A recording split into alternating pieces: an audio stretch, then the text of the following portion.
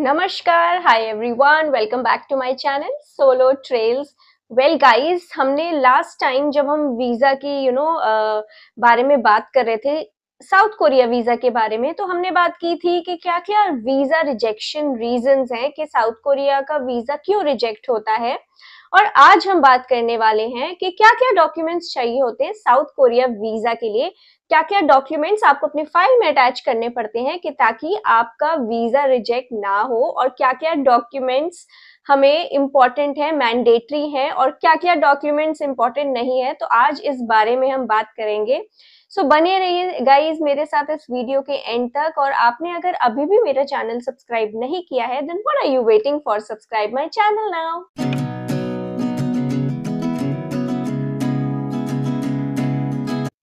सबसे पहला डॉक्यूमेंट है गाइस पासपोर्ट। वेल ये तो सबको ही पता है, जो भी वीजा आप लगवाओ, शेंगन वीजा हो, जापान का वीजा हो, कोरिया का वीजा हो, किसी भी कंट्री का वीजा आपको लगाना हो तो पासपोर्ट तो चाहिए। तो ये तो सबसे बेसिक डॉक्यूमेंट है पासपोर्ट। एंड गाइस पासपोर्ट के साथ साथ अगर आपकी कोई ओल्ड पासपोर्ट भी है जो आपने रिन्यू करा के नया बनाया है, या कोई ओल्ड पासपोर्ट है जिसपे ऑनगोइंग वीजा लगा हुआ है, कोई लंबे टाइम का 5 साल का 10 साल का वटेवर वीजा आपका लगा हुआ है, तो ओल्ड पासपोर्ट भी चाहिए होता है। और अगर आप 18 साल से ऊपर हैं और आपने फिर भी ओल्ड पासपोर्ट कोई आपका एक्सपायर हो गया था और आपने न्यू पासपोर्ट बनवाया है, तो भी ओल्ड पासपोर्ट चाहिए होता है। कई एम्बेसीज ओल्ड पासपोर्ट नहीं लेती, लेकिन ओल्ड पासपोर्ट की फोटोकॉपी जरूर लेती हैं। ये हर कंट्री के लिए है, बट अभी हम बात करें साउथ कोरिया वीजा की। So guys, new passport as well as your old passport, और इसके साथ साथ उनकी जेरोक्स कॉपी भी आप डॉक्यूमेंट के तौर पे लेके जाइए, अटैच करिए अपनी वीजा फाइल में, बिकॉज ये एक मैंडेटरी डॉक्यूमेंट है। इस पासपोर्ट के साथ साथ ना, इसमें ये आपको ध्यान रखना है कि जो आप पासपोर्ट, न्यू पासपोर्ट अपना लेके जा रहे हो, उसमें 6 मंथ्स की वैलिडिटी है। मतलब उसको एक्सपायर होने में कम से कम 6 महीने हैं। ऐसा ना हो कि 4 महीने में आपका एक्सपायर होने वाला हो पासपोर्ट, या नेक्स्ट मंथ एक्सपायर होने वाला हो और आप वो वाला पासपोर्ट लेके जा रहे हो।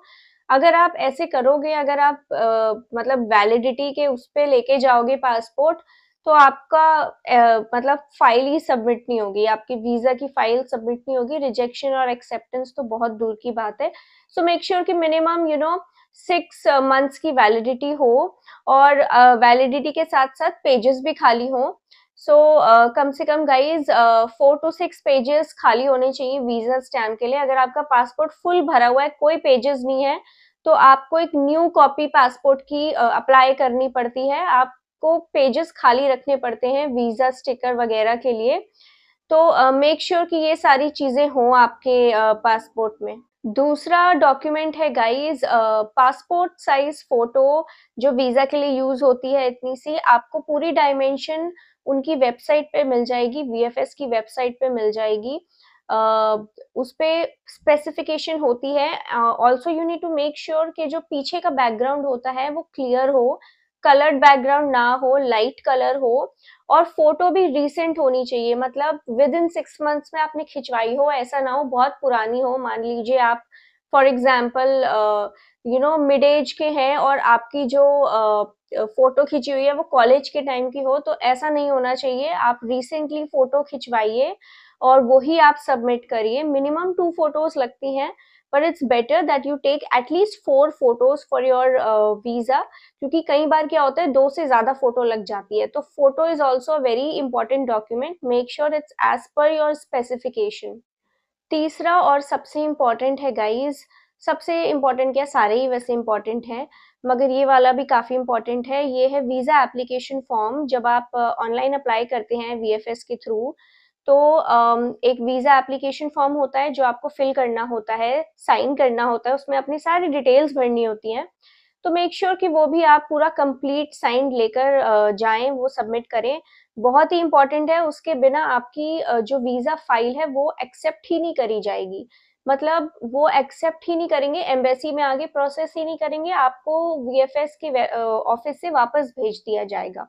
सो मेक श्योर कि आपके पास वीजा एप्लीकेशन का भी डॉक्यूमेंट हो, कंप्लीटेड डॉक्यूमेंट हो।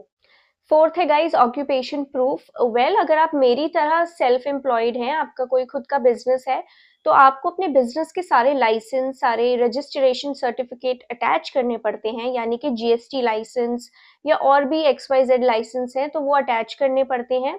इसके साथ साथ जो सेल्फ एम्प्लॉयड लोग हैं मेरी तरह, उन्हें क्लैरिफाइंग लेटर भी देना होता है अपने कंपनी के लेटर हेड में। उन्हें क्लैरिफाई करना होता है कि वो ही इस कंपनी के ओनर हैं और या प्रोपराइटर हैं, और वो हॉलीडे पे जाना चाहते हैं, एंड इस डेट से लेके इस डेट पे हॉलीडे पे जाना चाहते हैं। तो एक क्लैरिफाइंग लेटर देना पड़ता है, because since we are self employed, हमें कोई लेटर देगा नहीं छुट्टी का, तो वो हमें खुद ही एक तरीके से क्लैरिफाइंग लेटर बनाना पड़ता है।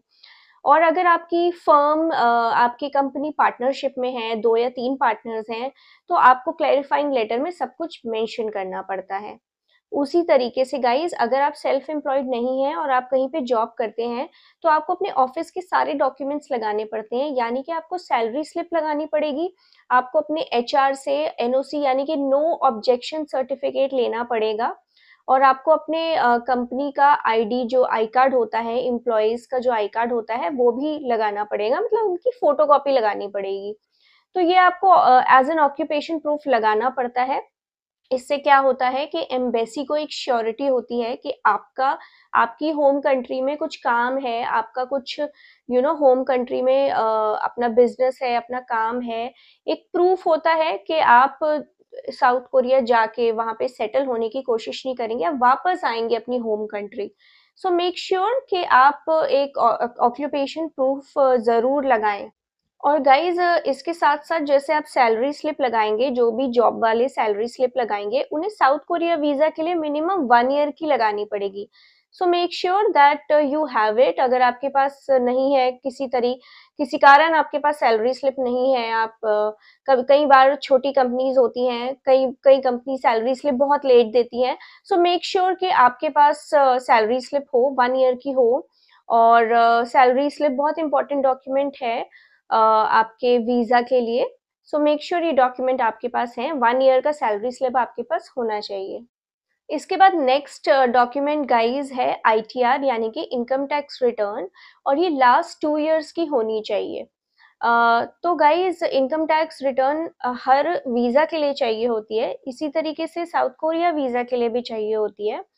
सो किसी किसी कंट्री के लिए तो 3 साल की होती है, बट ये अच्छी बात है कि साउथ कोरिया के लिए 2 साल की इनकम टैक्स रिटर्न है। नो मैटर आप टैक्स भरते हो या नहीं भरते हो, आपकी इनकम टैक्स स्लैब के ऊपर हो या नीचे हो या बिल्कुल सेम हो, उससे कोई फर्क नहीं पड़ता। आपके पास एक्नॉलेजमेंट होनी चाहिए इनकम टैक्स रिसिप्ट की, और वो आपको अटैच करनी चाहिए। अगर आप किसी कारण इनकम टैक्स रिटर्न नहीं भरते हो, तो आप अपने अकाउंटेंट से बात करिए और आप अपना इनकम टैक्स भरवाइए, कि ताकि आप उसे अटैच कर पाएं। और जस्ट 1% भी किसी कारण आपकी इनकम टैक्स रिटर्न नहीं भर पाती, आपका कोई स्पेसिफिक रीजन है जिस वजह से आप इनकम टैक्स आपके पास है ही नहीं, आप स्टूडेंट हो और आप जॉब नहीं करते हो, आप अपने पेरेंट्स पे डिपेंडेंट हो और आप उनके थ्रू साउथ कोरिया जा रहे हो, वो आपको फाइनेंशियली हेल्प कर रहे हैं, तो इन केसेस में क्या होता है, कई बार इनकम टैक्स रिटर्न नहीं होती है। इस केस में आपको एक लेटर लिखना पड़ता है एम्बेसी को। लेटर में आपको पूरा रीजन उनको समझाना पड़ता है कि आपके पास इनकम टैक्स रिटर्न क्यों नहीं है, तो पूरी आपको डिटेल उसमें देनी पड़ती है। आपको ये भी मेंशन करना पड़ता है कि आपके पेरेंट्स आपको सपोर्ट कर रहे हैं, या कोई और गार्जियन, आपके सिबलिंग्स या वट एवर हुएवर, तो आपको पूरा रीजन एक्सप्लेन करना पड़ता है। स्टूडेंट के अलावा अगर आप एडल्ट हैं, आप कोई छोटी मोटी जॉब करते हैं या ठीक ठाक आप करते हैं, और फिर भी आपके पास इनकम टैक्स रिटर्न नहीं है, तो वो रीजन आपको स्पेसिफाई करना पड़ता है लेटर में लिखकर, कि आप क्यों इनकम टैक्स रिटर्न अपनी सबमिट नहीं कर रहे, क्यों आपके पास नहीं है, पूरा रीजन आपको लिखना पड़ता है। So it's better that you actually have your income tax return acknowledgement for the last 2 years. और इनकम टैक्स रिटर्न में क्या है, अगर आपका बिजनेस है और बिजनेस आपका पार्टनरशिप में है, मान लीजिए 2-3 डायरेक्टर्स हैं, तो आपको अपनी आईटीआर के साथ साथ बिजनेस की आईटीआर भी सबमिट करनी पड़ती है। बट अगर आप मेरी तरह प्रोपराइटर हैं, तो आपको पर्सनल आपकी आईटीआर चल जाएगी। प्रोपराइटर्स के लिए अपनी खुद की पर्सनल आईटीआर ही बिजनेस आईटीआर मानी जाती है। So make sure that you have your ITR. Next हमारा डॉक्यूमेंट है bank statement. Well guys, bank statement बहुत इंपॉर्टेंट है। इसमें ना सबको एक डाउट भी होता है कि बैंक स्टेटमेंट, सबको लगता है कि बैंक के नेट बैंकिंग से प्रिंट आउट करके लगा देते हैं, बट नहीं, आपको ओरिजिनल सबमिट करनी है। आपको बैंक जाना है, आपको बैंक मैनेजर से रिक्वेस्ट करनी है लेटर लिख के कि आपको वीजा के लिए बैंक स्टेटमेंट चाहिए। आपको वो बैंक स्टेटमेंट प्रिंट आउट करके देंगे अपने लेटर हेड पे, बैंक के लेटर हेड पे, और खुद स्टैंप और साइन करेंगे, ओरिजिनल स्टैंप और साइन।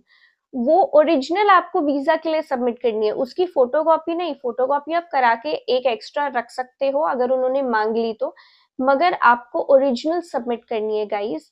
सो मेक श्योर आपके पास हो, और आपको सारे बैंक अकाउंट की सबमिट करनी है। ये भी बहुत लोगों के डाउट होते हैं कि हम एक की करते हैं और एक बैंक अकाउंट में कम पैसे हैं तो उसकी नहीं करेंगे, बट नहीं, आपके अगर 4 बैंक अकाउंट हैं, सेविंग्स बैंक अकाउंट और करंट बैंक अकाउंट, तो आपको सब चारों के चारों करनी है सबमिट, बैंक स्टेटमेंट सबमिट। और वो भी गाइस 6 मंथ से लेके टिल डेट, मतलब मान लीजिए 15th नवंबर या को 15th दिसंबर को आपको वीजा लगवाना है अपना, ठीक है, आपको 15 दिसंबर की आपकी अपॉइंटमेंट डेट है वीएफएस में, तो आपको 6 महीने से लेके कम से कम 10th to 13th December till date मानी जाती है। 15 दिसंबर से पहले पहले, अगर 15 दिसंबर अपॉइंटमेंट डेट है तो 13 दिसंबर तक आप मान लो, तो टिल डेट आपको अपने बैंक स्टेटमेंट निकलवानी है फ्रेशली जाके बैंक मैनेजर से। तो ये बहुत इंपॉर्टेंट है। अगर आपका करंट अकाउंट है, आप सेल्फ एम्प्लॉयड है, तो करंट अकाउंट की भी बैंक स्टेटमेंट आपको लगानी है। आपको फुल प्रूफ दिखाना है कि आपके हर बैंक में इतने इतने पैसे हैं। वो उससे रिलेशन नहीं है कि वो आप बैंक खर्च करोगे कि नहीं करोगे, लेकिन आपको स्टिल दिखानी है। और अगर गाइज आप अकेले घूमने जा रहे हो, फ्रेंड्स के साथ घूमने जा रहे हो, और आपका फैमिली किसी फैमिली मेंबर के साथ जॉइंट बैंक अकाउंट है, तो वो आप बैंक अकाउंट नहीं दिखा सकते हो। आपको वही बैंक अकाउंट लगानी है जो आप खुद, आपके खुद के नाम पे हो। अनलेस एंड अनटिल आप उस फैमिली मेंबर के साथ ट्रैवल कर रहे हो तो आप जॉइंट बैंक अकाउंट शो कर सकते हो, बैंक स्टेटमेंट शो कर सकते हो। बट अगर आप अकेले जाते हो, फ्रेंड्स के साथ जाते हो, किसी टूर पे जाते हो, ग्रुप में जाते हो, तो आप कोई जॉइंट बैंक स्टेटमेंट नहीं शो कर सकते, आपको पर्सनल ही शो करनी है। And you also have to maintain a balance. 6 महीने का बैलेंस आपको मेंटेन करना है। इसकी डिटेल्ड मैंने आपको अपने लास्ट वीडियो में बताई थी, जो मैंने साउथ कोरिया वीजा रिजेक्शन की वीडियो बनाई थी, उसकी लिंक मैंने नीचे डिस्क्रिप्शन में डाली हुई है। आप डिटेल वीडियो देख सकते हैं जिससे आपके वीजा रिजेक्ट ना हो। So guys, bank statement up to 6 months till date is very important document, and that too original. इसके बाद गाइस कुछ ना फॉर्म्स होते हैं जो वीएफएस साउथ कोरिया की वेबसाइट पे दिए होते हैं, वो आपको डाउनलोड करके फिल करने होते हैं। हेल्थ कंडीशन का फॉर्म होता है, एक कोई बिजनेस से रिलेटेड फॉर्म होता है, कुछ एक्स्ट्रा फॉर्म्स होते हैं, बस उसमें ज्यादा कोई डिटेल नहीं मांगते, येस और नो की डिटेल्स होती हैं। तो वो भी आपको डाउनलोड करके सबमिट करना पड़ता है। वो भी एक इम्पॉर्टेंट डॉक्यूमेंट है आपके उसमें वीजा सबमिशन में। इसके बाद guys ID proofs. Well, ID proofs बहुत ज्यादा इंपॉर्टेंट नहीं है, यानी कि और आधार कार्ड और पैन कार्ड, लेकिन आई वुड रेकमेंड कि आप कैरी करके जाएं। फोटोकॉपी आप लेके जाना, कलर्ड फोटोकॉपी लेके जाना, और ओरिजिनल कैरी करना अगर उन्हें बस देखना हो तो, एजेंट्स को देखना हो तो। लेकिन इतना इंपॉर्टेंट डॉक्यूमेंट नहीं है, बट आई हाईली रेकमेंड, कभी कभार मांग लेते हैं वो डॉक्यूमेंट सबमिशन के टाइम पे। सो इट्स फाइन, अगर आप इतने डॉक्यूमेंट्स ऑलरेडी कैरी कर रहे हो, इतना आप खर्चा कर रहे हो वीजा के लिए, तो 1-2 डॉक्यूमेंट्स आप एक्स्ट्रा कैरी कर सकते हो अपने साथ। उसके बाद गाइस है cover letter and detailed itinerary. Well, South Korea visa के लिए अब इतना इम्पोर्टेंट नहीं है, पहले हुआ करता था आइटिनरी देना, लेकिन अब इम्पोर्टेंट नहीं है उतना। But still I would highly recommend कि आप एक प्रोफेशनल कवर लेटर और आइटिनरी बना के लेके जाइए। और अगर उन्होंने मांगा तो आप उन्हें दीजिए, अगर उन्होंने नहीं मांगा तो इट्स फाइन, आप एक बार उनसे पूछ सकते हैं अगर ये डॉक्यूमेंट रिक्वायर्ड है कि नहीं। बिकॉज गाइस, कवर लेटर और डिटेल्ड आइटिनरी जापान के लिए मैंडेटरी है, शेंगन वीजा के लिए भी मैंडेटरी है, बट साउथ कोरिया वीजा के लिए बहुत मैंडेटरी नहीं है, कभी कभार मांग लेते हैं। सो आई हाईली रिकमेंड कि आप अपने साथ लेके जाइए। और आप कवर लेटर की भी मेरी वीडियो देख सकते हैं, मैंने नीचे लिंक डिस्क्रिप्शन में डाली है, आपको हेल्प मिल जाएगी कि कवर लेटर कैसे बनाते हैं, क्या क्या डिटेल्स उसमें डालते हैं। फिर भी अगर आपसे कवर लेटर में कोई आपको दिक्कत आती है, या आप प्रोफेशनल कवर लेटर बनवाना चाहते हैं, तो आप मुझे कांटेक्ट कर सकते हैं। मैं professional cover letter and detailed itinerary बनाती हूँ। You can email me on solotrails@arushi@gmail.com, and I can prepare with bare minimum cost. I can prepare a detailed, itinerary and cover letter for you. Um, and also you can DM me on Instagram. My Instagram is arushi.travels. आप इस पे भी मुझे message कर सकते हैं, and we can connect, and I would need some details जिसमें cover letter और itinerary जिससे बनता है, so that details we can exchange, and those are highly confidential, वो leak नहीं होंगी किसी की भी details, so you can contact me for that. इसके अलावा गाइज इंपॉर्टेंट है फीस, जो आपको वीजा की फीस देनी है। अराउंड 5,000 रुपीज में साउथ कोरिया का वीजा लग जाता है। एंड ये सारे डॉक्यूमेंट्स जो आज मैंने बताए मैंडेटरी हैं। जो कुछ डॉक्यूमेंट्स मैंडेटरी नहीं है वो भी मेक श्योर आप अपने साथ लेके जाइए, बिकॉज मान लीजिए अगर उन्होंने मांग लिया तो फिर आपके पास पूरा पूरा प्रिपेयर होके आए होगे वीजा के लिए। सो आई होप आपको वीडियो ये बहुत इंफॉर्मेटिव लगी हो। आपके कोई भी क्वेरीज हो, please feel free to mention your comments below. मैं हर मैसेजेस के रिप्लाई करती हूँ, हर कमेंट्स के रिप्लाई करती हूँ। Alternatively, you can also email me on solotrails@gmail.com, and you can DM me on Instagram. My Instagram handle is arushi.travels. And guys, please press the bell icon, because कई बार होता है कि video upload होती है और कोई आपकी इंफॉर्मेटिव वीडियो अपलोड हुई है, जो आपको इंफॉर्मेटिव कोई नॉलेज चाहिए हो, या आपको कोई व्लॉग्स चाहिए हो मेरे पुरानी ट्रिप के, जैसे कि Denmark, Austria and other countries too. तो आपको अगर आप बेल आइकन प्रेस करेंगे तो आपको डेली नोटिफिकेशंस आता रहेगा वीडियो का। So I hope that you like this video, and do like, share and subscribe my channel guys.